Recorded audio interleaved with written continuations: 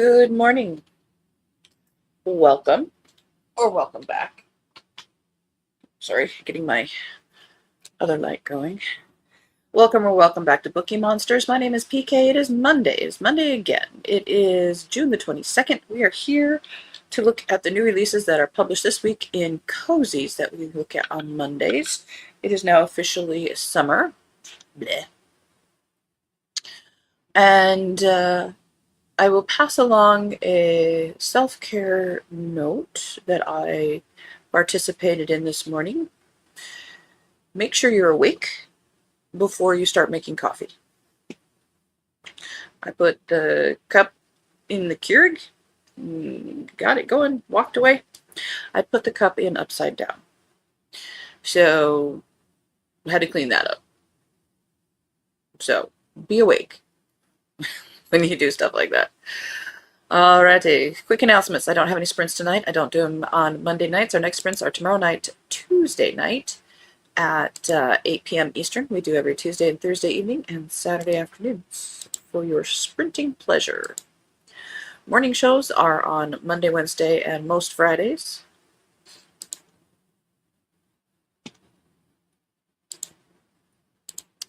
Kirsten said, good morning. Well, good morning. How is your Monday?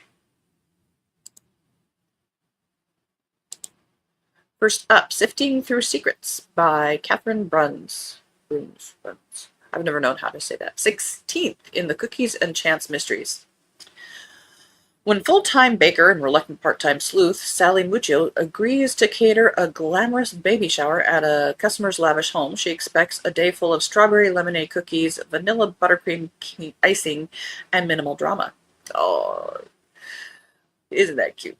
What she doesn't expect is for the grandma-to-be to offer her $50,000 to find out who's trying to kill her. Trudy Del Vecchio is rich, pretentious, and without many fans, especially in her own family. While the money is tempting, Sal politely declines the offer. After all, she explains, she's a baker, not a professional detective. But when Trudy turns up dead the very same evening with no obvious sign of foul play, something about the entire situation leaves a bitter taste in Sal's mouth. With a house full of suspects and lies rising faster than oven-proofed dough, Sal will need to sift through many secrets to uncover the truth, or she will be the one left in the dust. Recipes included. Did everybody have a good weekend?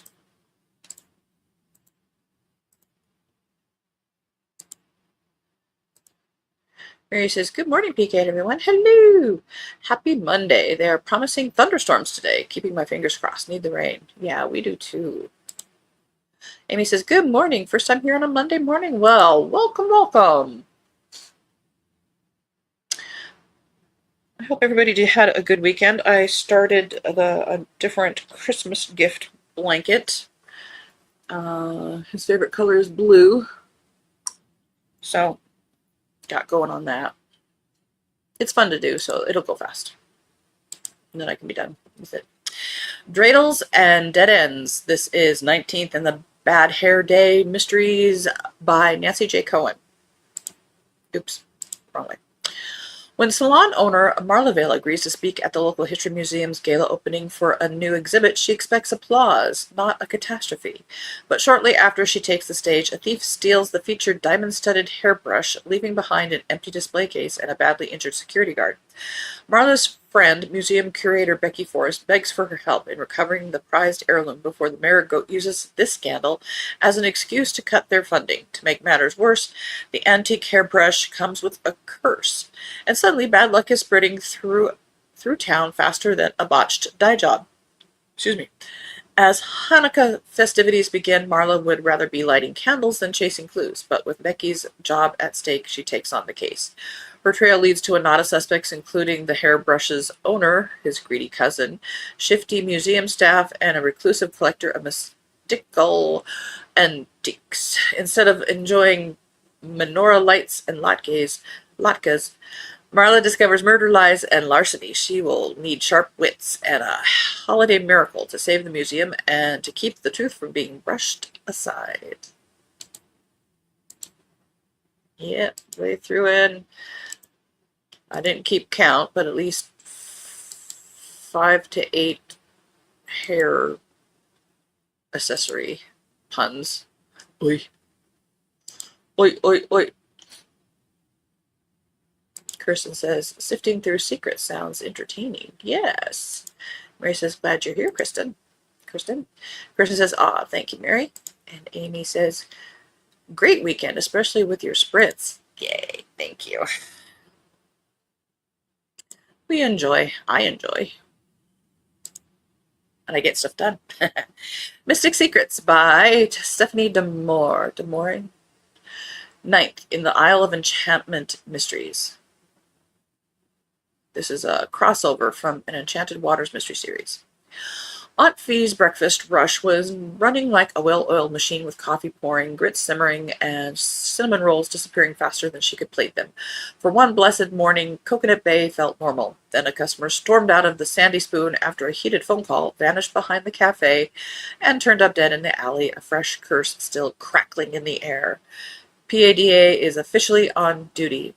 Iona Vale barely has time to finish her coffee before she and Agent Kai Marinos are swept into a case that hits way too close to home.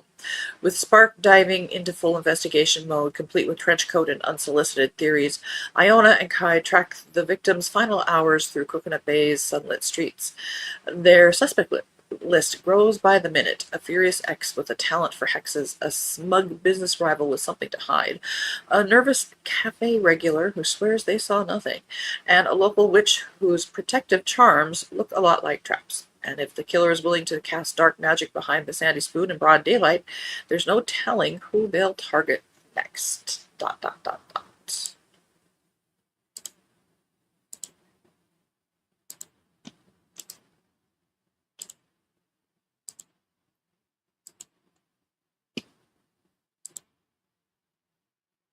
Mary says, hope the entire story isn't full of those puns. Fun for the first few, but old when it gets to be too much. Absolutely. They wear very thin with me very quickly. Sweet Charity by Richard Tyler Jordan, second in the Timothy Truesdale Mysteries.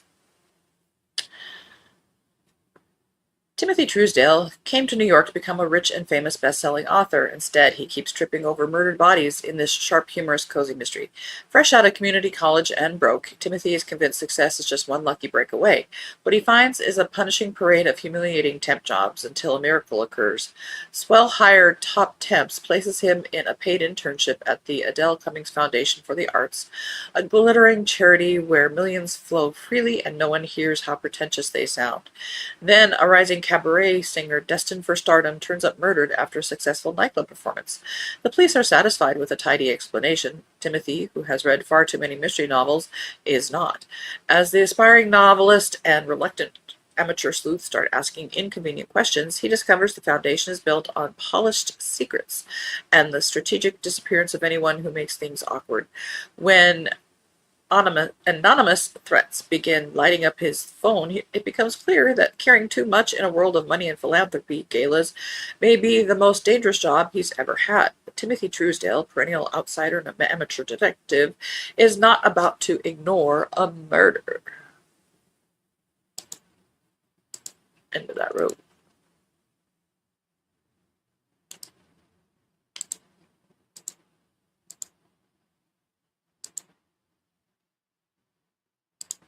Mayhem for Mages by Kat McGee, 6th in the Mystic Haven Tea Shop Mysteries. Gus's lighthouse job was supposed to be simple. Shore up the support studs, update the plumbing, secure the lantern lens, and keep Mystic Haven's historic beacon shining bright. What he didn't budget for was the lighthouse keeper, a crusty old mage who treated every suggested repair as a personal insult to his ancestral dignity. Then the keeper turns up dead at the top of the tower in a lantern room of shattered glass, with the priceless lens untouched and Gus's tools laid around the body in a circle far too tidy to be an accident. The constable takes one look and decides Gus is the neatest suspect he's had in years. The fact that those tools include enchanted measuring tape and self-levering hammers suddenly explains a great deal. So does Gus's uncanny knack for fixing things that should be not fixable. Then it gets worse. A magical fog rolls in, seals the harbor, and strands the entire suspect list on a luxury yacht owned by Fiona's insufferable former boss, complete with a dead man's secrets, a missing antique lens, and a handyman who's a mage. With Theo, the tea shop's talking cat familiar, offering moral support and pointed commentary on magical crime scenes, Fiona launches the kind of investigation as only a tea witch can. Somewhere under the fog is a killer who knows what these waters and a lighthouse that's lied for a century, and Fiona means to drag both into the light.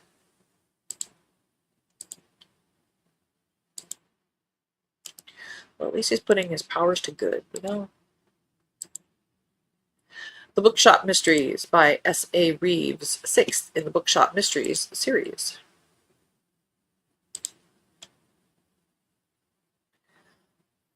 Belper?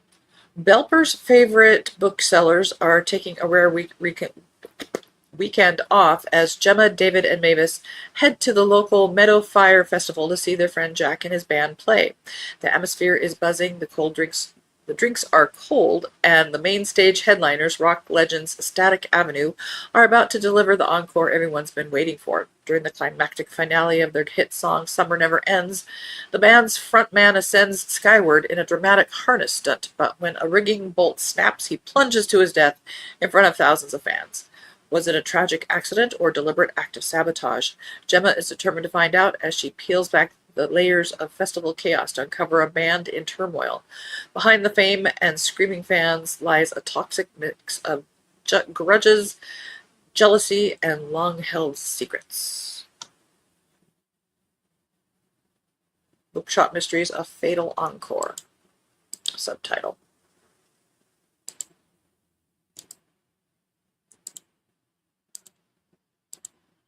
Bonnie Writes the Beatles, India, by Cal Smog, 6th in the Bonnie Writes the Beatles series. When George Harrison rings from India with a simple invitation, "Come to Rishikesh, join the Beatles," journalist Bonnie Bell has no idea she's stepping into the most baffling mystery of her career. At the Maharishi's ashram, peace and love take a backseat to chaos and suspicion. Stolen lyrics, missing tea, whispered secrets in the night. When Bonnie becomes the prime suspect, she must clear her name before the meditation turns mayhem. Between a jealous local tycoon, a gossiping guest with a talent for shushing, and a camp cook who knows too much, Bonnie finds herself sleuthing under the sweltering Indian sun, armed with little more than her reporter's notebook and the Beatles' trust. But the story doesn't end there. Decades later in sunny Florida, Bonnie and her old friend Helen Spencer uncover a final clue from John Lennon himself, a hidden treasure meant to unite the world. As the women race to reveal its meaning, a shadow from Rishikesh reappears, and this time the danger hits closer to home. As my screen keeps getting darker.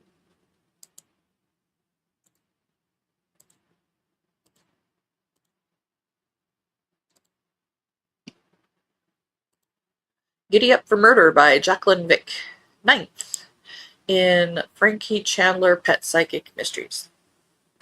When pet psychic Frankie Chandler takes part in Wolf Creek's Revolutionary War reenactment for America's 250th anniversary, she's expecting muskets, tricorn hats, and enough colonial drama to last a lifetime. What she isn't expecting is a real bullet. The victim, an insufferable bossy man who managed to make many enemies in the Wolf Creek community. The witness, a horse. And not just any horse. One whose vivid memory of that telltale puff of smoke is now playing on a loop inside Frankie's head. When a veteran lands squarely in the police's crosshairs, Frankie suspects the real killer is hiding in plain sight, and the veteran's service dog has a few pointed opinions on the matter. With her trademark humor, an opinionated horse, and a service dog who gives new meaning to the phrase "man's best alibi," Frankie sets out to untangle a murder wrapped in patriotism, protests, and the perfect cover story. 256 pages. Good for that author. End of that row.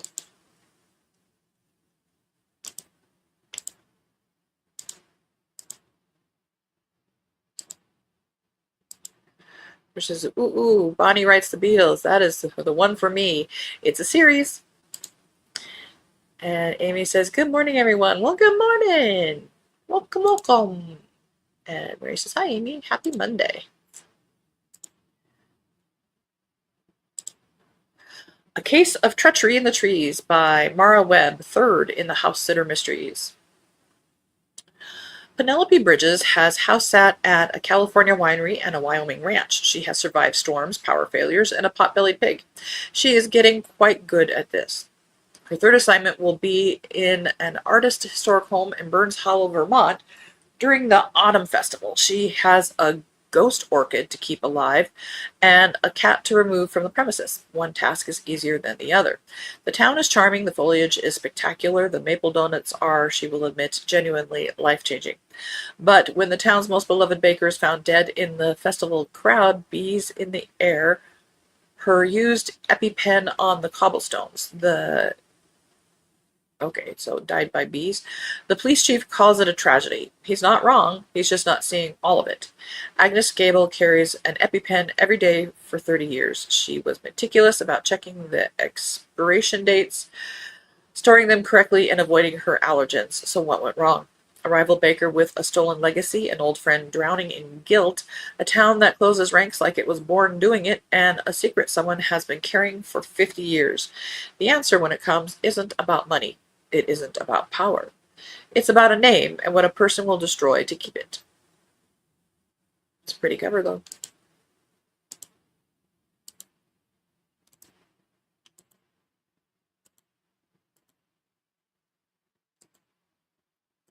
Kirsten says, all these sound so good. Perhaps I've had too much coffee. Maybe just a good week. A lot of these are Kindle Unlimited if you have that. Feathers of Fading Magic by Tessa Silver, 13th in the Quillhaven Magical Cozy Mysteries. Something is wrong in Quillhaven. The animals are going quiet. The forest holds its breath. And the protective boundary that protected this magical New England town for generations is unraveling thread by thread. When wildlife ranger Finn Flaherty arrives at the kindred creature's refuge with an injured owl whose feathers are ashen, veterinary assistant Meredith Lee can't explain what she sees, and she has never met a problem she can't explain. When a young runaway named Sylvie Brooks stumbles out of the forest cradling something even more impossible, a magical mother phoenix and her fledglings, all of whom are fading fast. Suddenly, this small town's carefully tended magic is everyone's problem. From the shelves of local witch Annie Hart's shop spellbound stories to a healing ritual at the disintegrating Eastern Ridge, an unlikely group of Quillhaven residents, magical and otherwise, must race to restore what's been neglected before it disappears for good. And it says this series can be read in any order.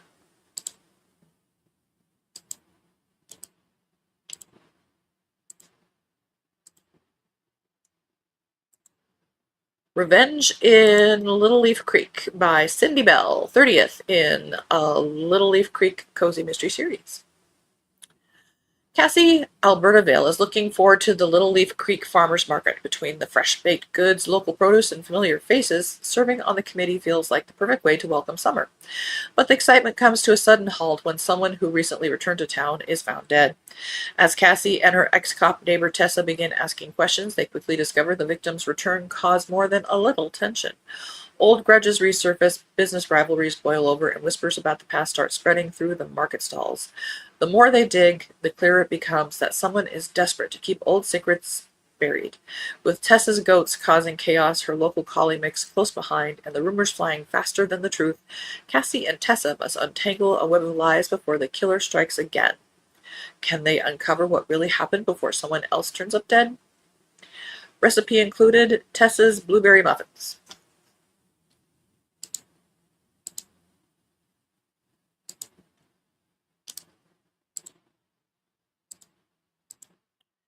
The Case of the Christie Wedding Affair by Kelly Oliver, second in the Detection Club. Scotland, 1930. Agatha Christie is getting married. She invites fellow members of the Detection Club to the windswept Isle of Skye for a quiet break while the banns are read, but tranquility proves elusive when the formidable Lord Blackwood, leader of a hunting party sharing their lodge, vanishes from the moors. Sharp-eyed assistant to the Detection Club secretary Eliza Baker suspects foul play as the strange occurrences pile up. a mysterious grave in the churchyard, a missing rifle, and a late-night excursions across the rugged island. There may be no body yet, but someone at Dunmara Lodge is hiding a deadly secret. As the storm cuts them off from the mainland, Eliza and her friend Theo must navigate lies, half-truths, and a treacherous landscape. But can they uncover the killer in the stalking grounds, or will the Moors keep their secrets forever?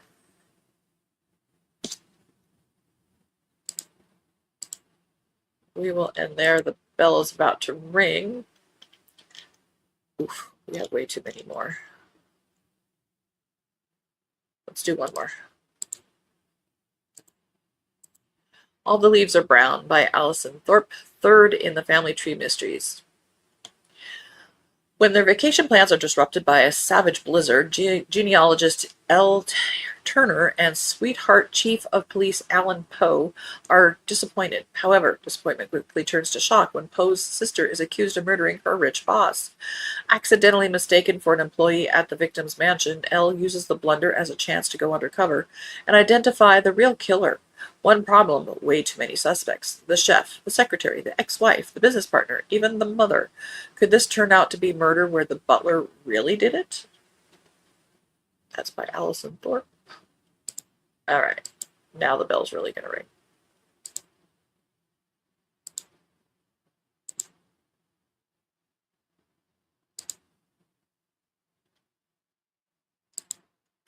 Amy says the House Sitters series sounds pretty good.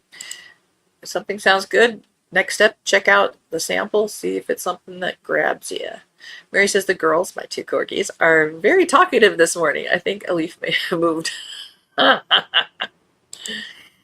And says, thanks so much, PK. Good to see everyone this morning and hope everyone has a great week. It's now officially summer. So, indeed, it is officially summer.